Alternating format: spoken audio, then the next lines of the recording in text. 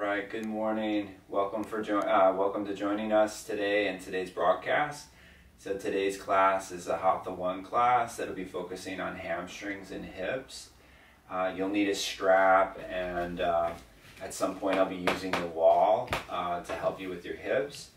So a couple announcements. I'm starting a new class, and it's going to be on Zoom.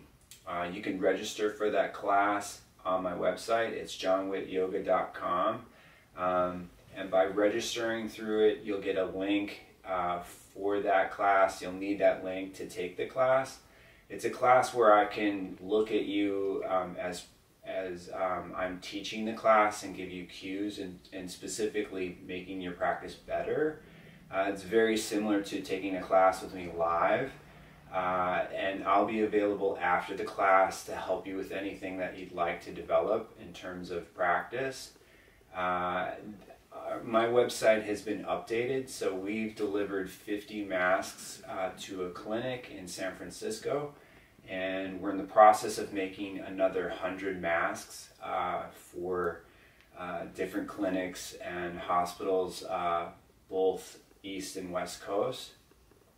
And if you haven't subscribed to my YouTube channel, that's Jon Witt, and by subscribing you'll be updated with all the content that I'm providing in terms of my yoga, and by doing so that you'll always have it. It's always available, and that's something that you can just reoccur and take the classes at any time.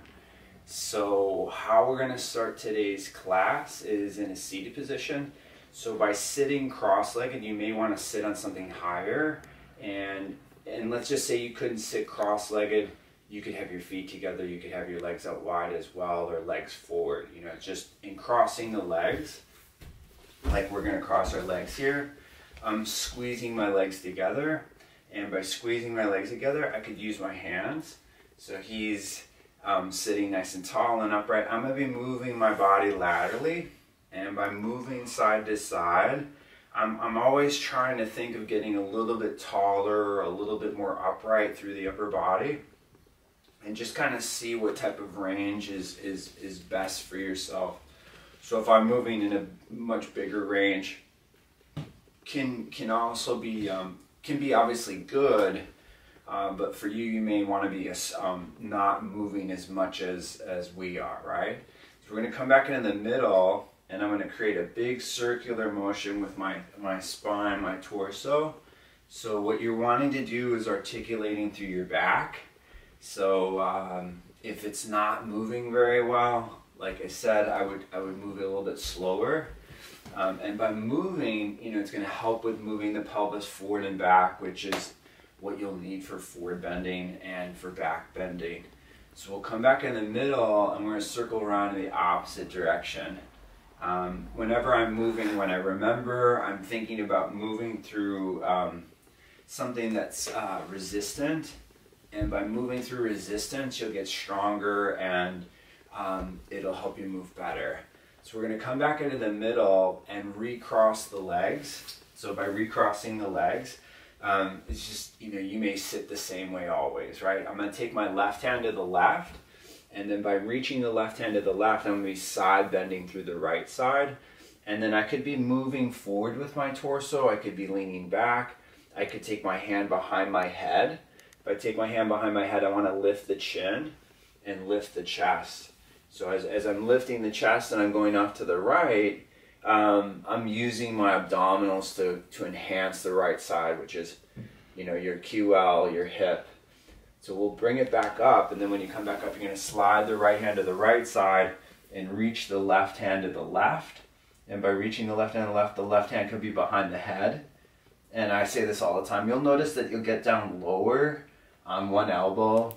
And by getting down lower, it's not necessarily better, but that side of your upper body is shorter, and it can be problematic.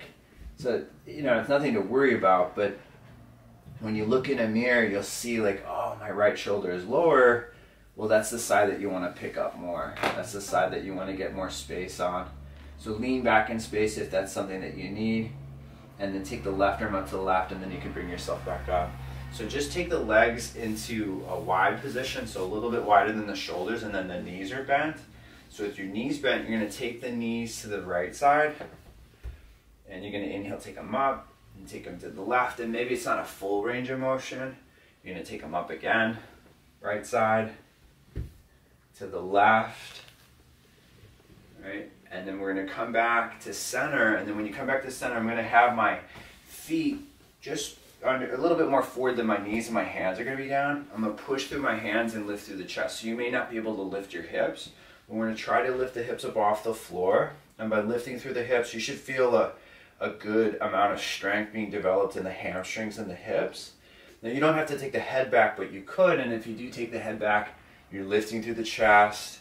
You know, maybe you're not holding it as long as I am, and then you can bring your hips down, and then when you bring your hips down, what we're gonna do is bring your right leg on top of your left leg. So you're in just a lotus type of position, or a figure four type of position. I'm gonna slide my left foot back as best that I can. So maybe it's here, right? Then it's eventually over here. And then, you know, I'm just, as an example, I'm just showing you that you can come in closer. So maybe you're coming in closer, the hips are down, the chest is raised. And something like this is just passive stretching, right? But what you could add on to is think of squeezing your shin to your chest. Like think of bringing your right leg closer to your chest, and it's a really good way of helping to strengthen the hip. You're gonna slide the left leg forward, and then bring the right leg back down the floor, and then take the left leg up, and then you can slide the right leg back. Now this hip might be more flexible, this hip might be tighter. This side for me is trickier. You know, I can go into a fuller range if I want to, right? But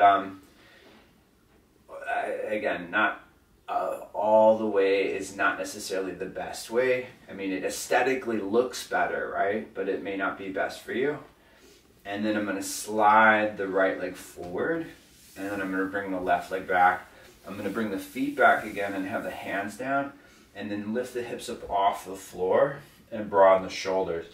So the legs don't have to be at a perfect 90-degree angle, but if they are, you know, it's just you know, it's probably better for your knee if you have problematic knees. I'm going to take the head back, I'm going to lift through the hips, broaden through the shoulders, and then bring the hips down, and then just bring your hips a little bit more forward toward your feet, just to expose your chest and your shoulders a little bit more. And then when your shoulders and your chest are a little bit more exposed, this will help with what's very popular in yoga is interlacing the fingers and coming into a forward bend.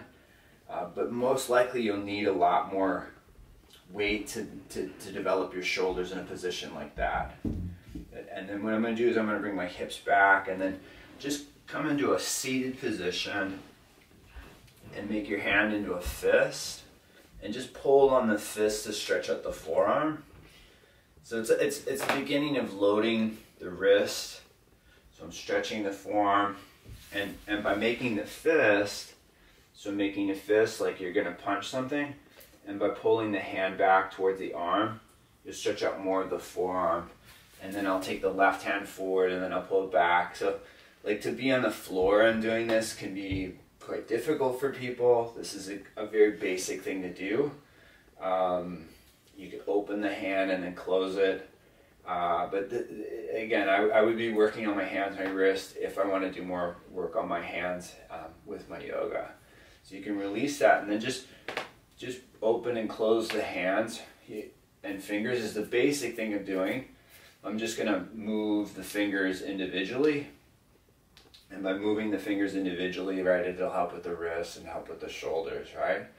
So you could use a strap. I'm not going to use a strap, but I'm going to hold my foot and have my left leg forward, and I'm going to try to get my knee and my armpit together. So this is, you know, just for posture, trying to lift up away from the leg that I'm holding. And this could be all that you know, this is very good for your understanding how to position yourself better in poses. Now I could stretch the leg forward, so you're not ready for that. You don't have to. right? And then you can bring it down, and then we'll bring the left leg back. Noah will bring his right leg back. So I'm getting my knee and my armpit together. And again, it's just like when you're twisting, back bending, you're gonna wanna get more space between the shoulders. I can get it straight. Yeah, and then if you straighten it out, great, you know? It's just, I know very well that people, when they start getting into yoga, like it's hamstrings. So before any of these classes, you could always work on your hamstrings a little bit more, on your back with the strap, and then eventually you'll be able to, you know, do more forward bending, whether it's standing or sitting. So we'll bring that leg down. So we'll come into an all four position. So you can come onto your hands and your knees. So when you come onto your hands and your knees, just have the hands underneath the shoulders and push through the hands, and you can round the spine into a cat stretch.